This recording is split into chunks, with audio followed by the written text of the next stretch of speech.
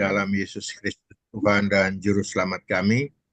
Segala puji syukur, limpah terima kasih kami naikkan ke hadapan hadirat-Mu ya Tuhan, atas penyertaan dan pemeliharaan-Mu, penjagaan dan perlindungan-Mu kepada kami, karena oleh Tuhan juga lah yang sudah tibakan kami pada jam saat ini, untuk kembali kami dapat bersekutu bersama-sama melalui diskusi Zoom ini ya Tuhan. Olehnya biarlah kiranya kami mau pakai kesempatan ini ya Tuhan, untuk kemuliaan bagi nama Tuhan, di mana kami kembali boleh belajar akan kebenaran firman-Mu, sehingga hikmat yang daripadamu itu boleh bertambah-tambah di dalam kehidupan kami, yang menjadikan iman percaya kami boleh bertumbuh dan dewasa di dalam Dikau. Terima kasih banyak ya Tuhan, memberkati Roli yang akan membimbing kami dalam pencerahan, sehingga kami boleh lebih mengerti dan lebih memahami, dan dengan demikian kami akan lebih taat, dengar-dengaran, serta setia dengan firman-Mu itu juga ya Tuhan. Terima kasih banyak ya Tuhan. Teman-teman lain yang belum sempat bergabung, kiranya Tuhan menyertai mereka di dalam berbagai kegiatan dan aktivitas mereka. Kekuatan dan kesehatan yang daripada Tuhan juga yang melengkapi kami, sehingga tubuh jasmani kami juga ikut menjadi kuat, sehat dan segar bugar, dan kami pakai hidup ini untuk dapat memuliakan Tuhan setiap saat dan setiap waktu. Terima kasih banyak ya Tuhan. Kami alaskan akan kesempatan ini di dalam diskusi Zoom ini hanya di dalam nama Yesus Tuhan dan Juru Selamat kami. Kepadamu kami sudah berdoa dan mengucap syukur. Amin. Amin. Hari ini Tor akan bahas mengenai Yohanes 13 ayat 21 sampai dengan 38. Tapi diringkas ya. Nanti ada terbagi 3. Yang pertama, Yesus memperingati Yudas. Itu ayat 21 sampai 30. Jadi ayat 21 sampai 38 ya. Jadi Yesus memperingati Yudas ayat 21 sampai 30. Itu yang Yohanes berapa? Yohanes 13 ayat 21 sampai 38. Tapi akan dibagi 3 ini ya. Yohanes 13 ayat 21 sampai 30, judul LAI kasih Yesus memperingati Yudas. Baru yang di tengah perintah baru. Perintah baru itu Yohanes 13 ayat 34 sampai 35. 31 sampai 35. Itu perintah baru. Itu yang kedua ya. Yang ketiga, Yesus memperingatkan Petrus. Ayat 36 sampai dengan 38. Jadi ada 3 bagian ya. Yesus memperingatkan Yudas, itu yang pertama. Kemudian yang paling bawah, Yesus memperingatkan Petrus. Baru yang di tengah itu perintah baru. Ini yang di tengah ini selalu sandwich ya. Jadi roti yang di atas itu Yesus memperingatkan Yudas, roti yang di bawah itu Yesus memperingatkan Petrus. Jadi judulnya sama ya, memperingatkan. Baru di tengah itu yang sandwich atau burger itu enak, itulah namanya perintah baru. Kita akan mulai dengan yang di tengah, perintah baru. Karena ini yang dianggap paling penting. Kita baca ya ayat 31 sampai dengan 35. Sesudah Yudas pergi, berkatalah Yesus. Ada gambaran sedikit begini ya. Yohanes 13 ini sampai dengan Yohanes 17. Jadi ada 13, 14, 15, 16, 17. 5 pasal itu khusus Tuhan Yesus sudah mau terakhir meninggalkan, mau disalib. Dia panggil murid-murid yang 12 sebenarnya bersama Yudas. Ini dia khusus membicarakan, orang lain tidak dengar. Di ayat Yohanes 13 ayat 30, ini Yudas sudah disuruh pergi oleh Tuhan Yesus karena dia mau menjual Tuhan Yesus ya. Jadi dimulai dari ayat 13 ini perintah baru, itu Yudas sudah tidak ada. Jadi tinggal 11 orang. Sampai dengan pasal 17, Yesus bicara sama 11 orang murid yang dia kasihi, karena dia sudah akan meninggalkan mereka. Nah, itu sebabnya ayat 31 begini. Sesudah Yesus pergi, berkatalah Yesus. Jadi sekarang anak manusia dipermuliakan dan Allah dipermuliakan di dalam dia. Jikalau Allah dipermuliakan di dalam dia, Allah akan mempermuliakan dia juga di dalam dirinya dan akan mempermuliakan dia dengan segera. Hai anak-anakku, hanya seketika saja lagi aku ada bersama kamu. Kamu akan mencari aku dan seperti yang telah kukatakan kepada orang-orang Yahudi, ke tempat aku pergi tidak mungkin kamu datang. Demikian pula aku mengatakannya sekarang juga kepada kamu. Ini kamu ini 11 orang ya. Aku memberita perintah. Jadi karena ini sudah mau berakhir, Yesus mau disalib, bangkit dan naik ke surga. Itu sebabnya murid-murid tidak bisa ke sana katanya. Aku memberi perintah baru kepada kamu. Jadi ini sudah peringatan terakhir. Aku memberi perintah baru kepada kamu, yaitu supaya kamu saling mengasihi. Sama seperti aku telah mengasihi kamu, demikian pula kamu harus saling mengasihi. Dengan demikian semua orang akan tahu bahwa kamu adalah murid-muridku, yaitu jika kau saling mengasihi. Ini perintah baru ya. Kita disuruh saling mengasihi, karena dengan kita saling mengasihi, seperti Yesus mengasihi, ini yang paling penting seperti ya. Jadi kalau saling mengasihi itu harus sesuai dengan seperti Yesus. Karena dari situ orang-orang akan melihat kamu adalah murid-murid. Nah, itu kita akan jelaskan walaupun nggak terlalu detail ya. Tapi 31 dulu ya. Sekarang anak manusia dipermuliakan dan Allah dipermuliakan di dalam dia. Bayangkan ya, Yesus sudah mau naik di kayu salib, mau masuk di Taman Getsemani dan nanti diadili dan diolok-olok dan sangat luar biasa dia dirajam dan itu dia bicara sekarang anak manusia dipermuliakan dan Allah dipermuliakan dengan di dalam dia. Nah, apa maksudnya? Kok Yesus yang akan masuk di atas kayu salib akan dipermuliakan dan Allah dipermuliakan di dalam dia. Jadi ada dua figur di sini yang akan dipermuliakan dia melalui salib, Yesus dan Allah Bapa. Pertama kita bahas ya, bagaimana Yesus dimuliakan di atas kayu salib. Ada 3 hal. Pertama, Yesus dimuliakan di kayu salib karena dengan kematian Yesus hanya itulah satu-satu jalan keselamatan buat manusia.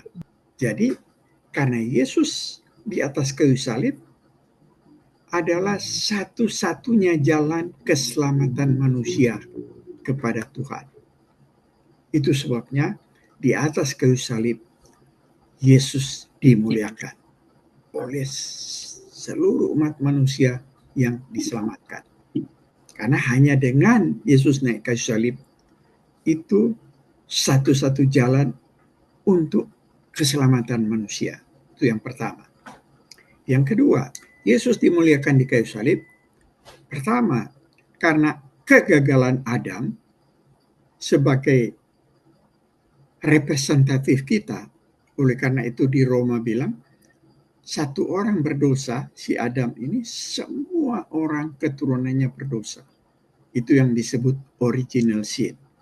Nah, karena kegagalan Adam ini, Yesus harus melaksanakan di dalam karya Yesus selama berkarya tanpa dosa dan naik di atas kayu salib untuk menggantikan perwakilan Adam yang gagal menjadi Yesus yang menjadi perwakilan kita bagi yang percaya.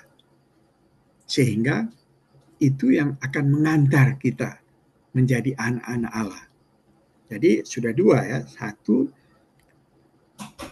di atas kayu salib satu-satunya jalan untuk keselamatan manusia. Kedua, di atas kayu salib Yesus mengambil alih perwakilan atau representatif manusia yang percaya kepada dia. Kalau di dalam Adam, manusia akan dihukum mati karena dosa. Tetapi di dalam Kristus, yang percaya akan beroleh hidup yang kekal. Itu yang kedua. Yang ketiga, Yesus mengalahkan musuh utama kita, yaitu si iblis. Dan bukan hanya itu, Yesus mengalahkan kematian. Jadi kita yang harusnya di dalam Adam mati kekal, Yesus kalahkan ini. Sehingga kita yang percaya kepada Yesus tidak akan mati kekal, tetapi hidup kekal.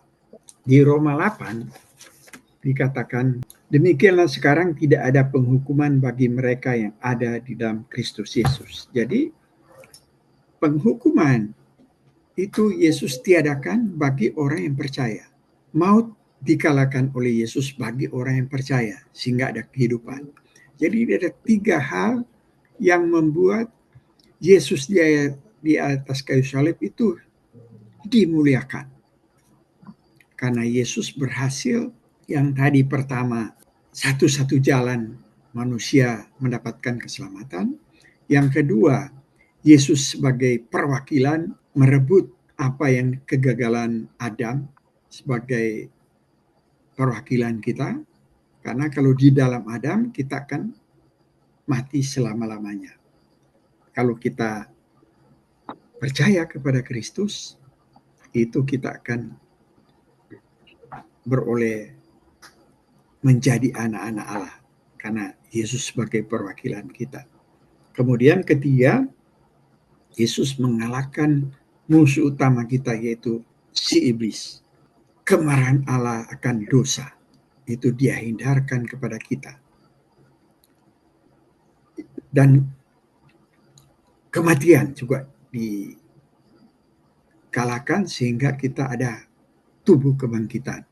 Nah, itu 3 itu merupakan apa yang Tuhan Yesus dikerjakan di kayu salib, itu memuliakan Yesus.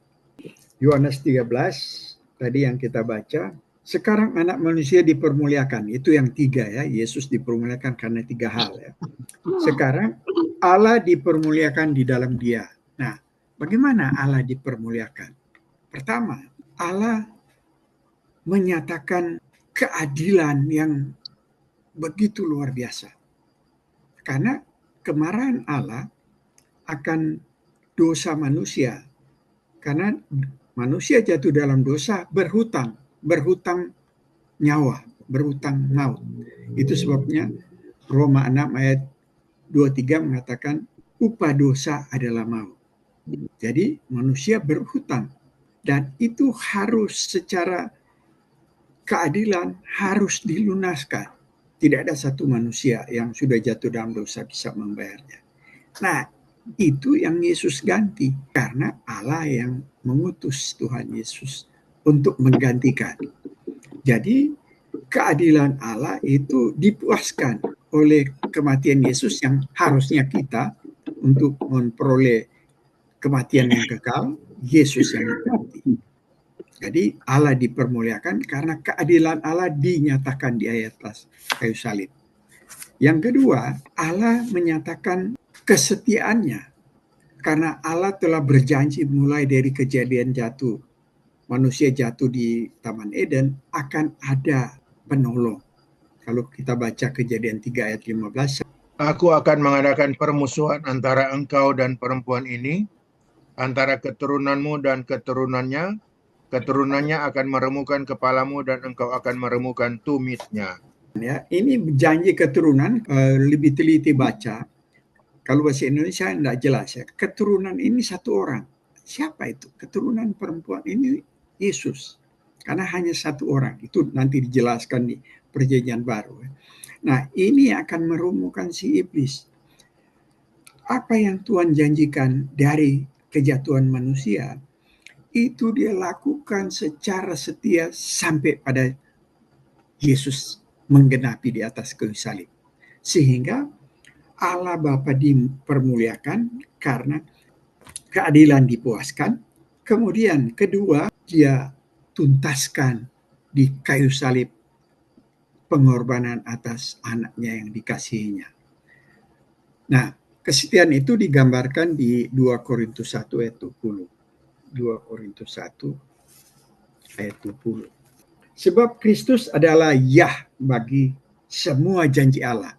Jadi janji Allah dari awal akan keturunannya akan meremukkan si iblis. Mulai dari seluruh janji dari nabi, dari raja, dari apa semua sampai nanti di Tuhan Yesus semua diselesaikan. Itu sebabnya. Sebab Kristus adalah ya bagi semua janji Allah. Itulah sebabnya oleh Dia kita mengatakan amin untuk memuliakan Allah. Jadi yang kedua, betapa Allah Bapa itu sangat setia, janji dari awal berakhir di atas kayu salib oleh anaknya yang melakukannya. Jadi tadi pertama Allah Bapa dipermuliakan karena keadilan diselesaikan. Kemudian kedua, kesetiaan Allah Bapa itu ada di atas pundak Yesus yang kita baca tadi 2 Korintus 1 ayat 20. Dari semua sifat Allah, yang paling menonjol di atas kayu salib adalah kasih-Nya. Karena begitu besar kasih Allah akan dunia ini. Orang P-logo kan J3116. Nah ini, karena begitu besar kasih Allah akan dunia ini, sehingga Ia telah mengerahkan anaknya yang tunggal, supaya setiap orang yang percaya kepadanya tidak binasa, melainkan beroleh hidup yang kekal. Nah, di ayat ini juga, itu kasih Allah yang paling menonjol ya, karena begitu besar kasih Allah. Coba perhatikan ya. Di sini supaya setiap orang yang percaya kepadanya. Kalau percaya di sini, kalau bahasa Yunaninya pakai pistos. Pistos itu iman. Jadi inilah iman itu, siapa percaya atau beriman kepada Kristus, itulah keselamatan. Baru di sini dia bilang, melainkan beroleh hidup yang kekal. Sebab Allah mengutus anaknya dalam dunia bukan untuk menghakimi dunia, melainkan untuk menyelamatkannya. Barang siapa percaya kepadanya, ia tidak akan dihukum. Barang siapa tidak percaya, nah ini barang siapa tidak percaya, ia telah berada di bawah hukuman. Sebab ia tidak percaya dalam nama anaknya tunggal. Jadi di sini yang kita punya Yohanes 3 ayat 16 ini, itulah iman. Arti iman. Barang siapa percaya kepada Yesus, beroleh hidup yang kekal. Sehingga di yang kemarin kita bahas Roma 14 ayat berapa itu? Yang 26b kalau nggak salah, Roma 14 mengatakan segala sesuatu yang kita lakukan tanpa iman adalah dosa. Nah, sekarang kita sudah tahu iman ini apa. Ternyata di dalam Yohanes 3 ayat 16 ini, iman itu yaitu percaya kepada Kristus.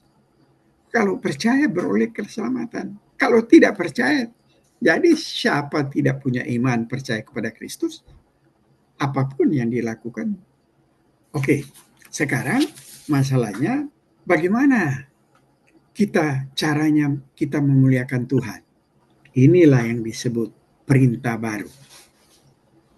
Jadi perintah baru ini kita mengerti setelah kita tahu Yesus dimuliakan di atas kayu salib, Bapa dipermuliakan di atas kayu salib, bagaimana kita memuliakan Allah Bapa dan Allah Anak, dan ternyata Allah Bapa Allah Anak akan mempermuliakan kita juga. Tapi bagaimana cara kita mempermuliakan? Inilah perintah baru yang Tuhan Yesus ajarkan kepada murid-muridnya. Aku memberikan perintah baru kepada kamu, yaitu supaya kamu saling mengasihi. Tapi di sini yang paling penting, sama seperti aku telah mengasihi kamu, demikian juga kamu harus saling mengasihi. Dengan demikian semua orang akan tahu bahwa kamu adalah murid-muridku, yaitu jikalau kamu saling mengasihi. Jadi kita akan diketahui oleh orang dan Allah Bapa yang mana kalau kita mengasihi seperti apa yang Tuhan Yesus telah tunjukkan bagaimana cara mengasihi.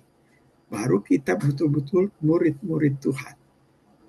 Baik, diakui oleh Bapa, oleh Tuhan, dan diakui oleh manusia karena bisa kelihatan tindakan kita. Nah, sekarang bagaimana caranya mempermuliakan sama seperti Tuhan Yesus ya? Karena yang penting sini caranya sama seperti. Ada contoh Efesus 5 ayat 2. Siapa bisa baca Efesus 5 ayat 2? Dan hiduplah di dalam kasih sebagaimana Kristus Yesus juga telah mengasihi kamu dan telah menyerahkan dirinya untuk kita sebagai persembahan dan korban yang harum bagi Allah. Nah, jadi kasih Yesus ternyata diikuti oleh pengorbanan. Karena kasih tanpa pengorbanan bukan kasih. Kasih contoh ya. Paul lagi bestir tapi enggak apa-apa kasih contoh. Kan dia baru kawin. Pada waktu dia mengasihi istrinya sekarang, pasti ada pengorbanan. Misalnya, saya pernah lihat kan dia foto pergi ke Las Vegas. Padahal Paul sudah capek bekerja, tapi dengan senang hati dia bawa jalan-jalan ke Las Vegas. Ini kan semua pengorbanan. Nggak ada kasih yang tanpa pengorbanan. Dan kita yang sudah tua-tua ini pasti tahulah bagaimana waktu jatuh cinta semua pasti ada pengorbanan. Tetapi di sini kan Oli ini pakai sifat Jamie dulu. Dia aja potong. Padahal kan ini kan kejadian 2000 tahun lalu. Sampai sekarang dibilang perintah baru. Berarti relevan terus ini firman Tuhan. Oh iya. Iya kan? Iya. Iya. Perintah baru. Iya kan? Karena dia punya ujungnya kan dibilang, dengan demikian semua orang akan tahu bahwa kamu adalah murid-muridku. Jadi bagaimana kita mau bilang kita murid-murid Tuhan Yesus kalau nggak saling mengasihi? Dibilang Pak Yoket orang boko-boko sayang semua. Ya. Nah, oleh karena itu. Kinosno.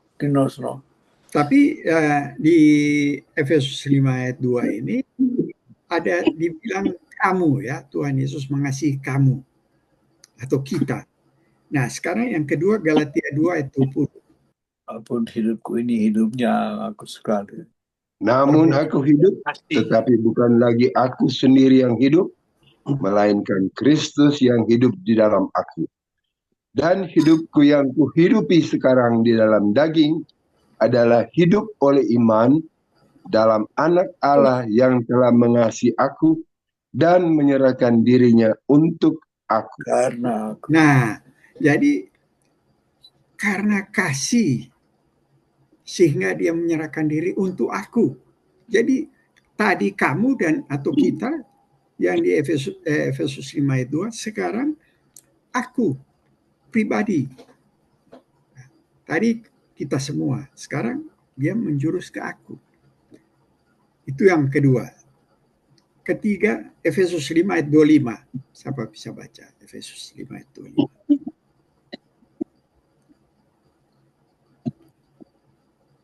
Hai suami. Begitu.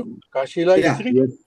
Yes. Ya, terus Sebagaimana Kristus telah mengasihi jemaat dan telah menyerahkan dirinya baginya. Jadi yang ke-5 ayat 25 ini dia menyerahkan dirinya kepada jemaat. Jadi yang pertama mengasihi dengan menyerahkan diri kepada kamu dan atau kita.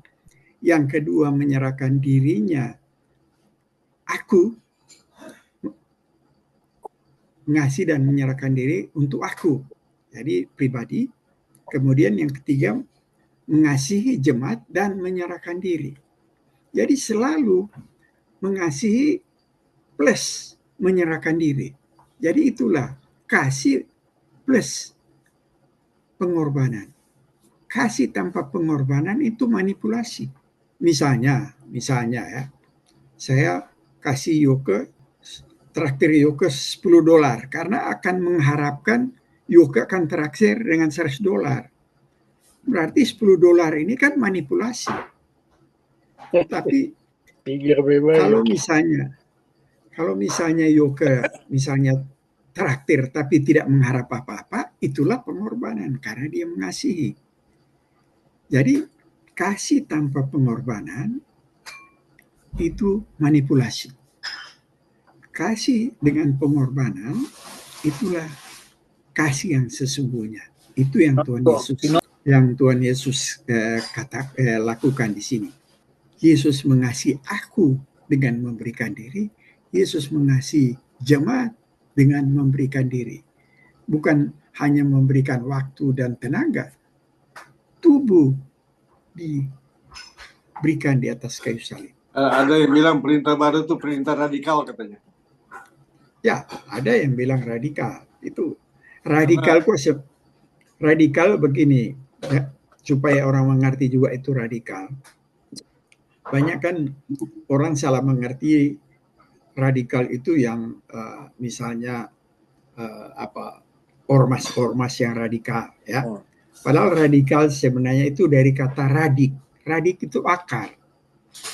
Jadi kalau kita mengasihi sampai ke akar-akarnya, itu maksud radikal.